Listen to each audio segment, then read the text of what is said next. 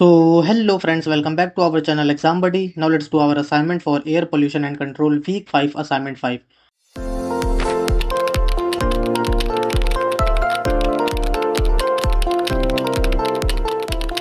So, the first question is, in the context of vehicular emissions, which of the following pollutants are primarily generated as non-exhaust emissions resulting from the abrasion of tires, brakes and road surface as well as the resuspension of dust? So these are the option, and now let's check the explanation. So explanation says non-exhaust emission is either generated from the abrasion of tires, road and brake, whereas well as from resuspension of the dust from the road surface due to vehicle induced turbulence.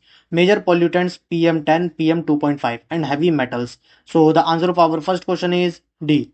And now let's go to our question number 2. The comprehensive model emission model and the Virginia Tech microscopic vehicle fuel consumption and emission model VT micro are classified under which model type because they predict emissions associated with specific modes of vehicle operation, idle, acceleration, etc. So these are the option, and now let's check the explanation. So explanation says the main purpose of the CMEM is to predict vehicle tailpipe emissions associated with different modes of vehicle operations such as idle, cruise, acceleration and deceleration. So the answer of our second question is B, instantaneous speed models. And now let's go to our question number 3, the gains greenhouse gas and air pollution interaction and synergies model is an integrated assessment model used for dealing with the cost and potential for air pollution control. This model developed by the IIASA APD grew out of which earlier regional air pollution model. So these are the option, and now let's check the explanation. So explanation says the gains model grew out of the RAINS regional air pollution information and simulations model which has been developed by the IIASA APD. So the answer of our third question is C, RAINS. And now let's go to our question number 4. The GAINS model offers two primary ways of operation to analyze emission strategies. Which of the following correctly list these two operational model? So these are the option, and now let's check the explanation. So explanation says the GAINS model can be operated in two ways: in scenario analysis mode, in optimization mode. So the answer of our fourth question is C, scenario analysis mode and optimization mode.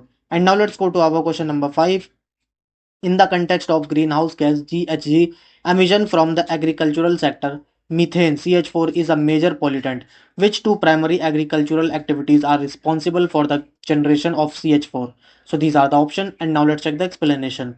So explanation says there are emissions of various pollutants and GHGs from the agricultural activities. Example CH4 from livestock, enteric fermentation and rice cultivation. So the answer of our fifth question is B, livestock, enteric fermentation and rice cultivation. And now let's go to our question number 6.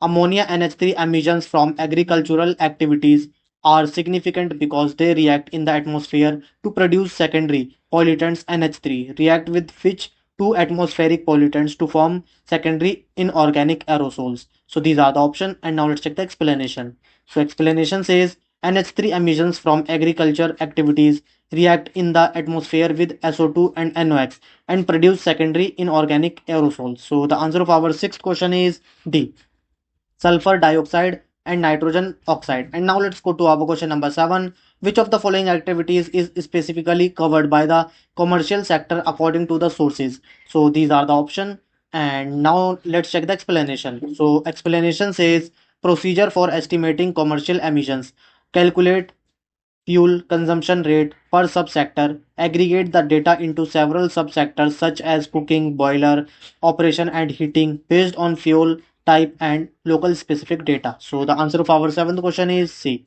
And now let's go to our question number 8. The basic equation used for estimating emissions from the commercial sector is, so this is the equation. What does the subscript K specifically represent in the commercial sector emission equation? So these are the option, and now let's check the explanation. So explanation says calculate total emission of commercial sectors. Calculate the emission using the equation. So this is the equation, and sum of the total emission from all subsectors. So the answer of our eighth question is C.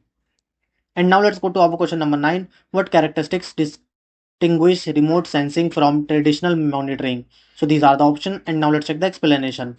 So explanation says the remote sensing RS technique measures exhaust emissions by absorption spectroscopy without interference with the vehicle, its driver, or the driving. So the answer of our ninth question is D. It uses sensors that are not in physical contact with the surface and phenomena of interest. And now let's go to our question number 10. When predicting surface PM 2.5 concentration using satellite data, the key product utilized is aerosol. Optical depth AOD. What is the fundamental difference in measurement between AOD and ground level PM 2.5? So these are the options, and now let's check the explanation. So explanation says AOD, column integrated value, top of the atmosphere to surface, optical measurement of aerosol loading, unitless. AOD is function of shape, size, type, and number concentration of aerosol. PM 2.5 monitoring at ground, mass per unit volume of aerosol particles less than 2.5 micrometer in aerodynamics diameter. At surface measurement high level. So the answer of our 10th question is C. Now submit your answer.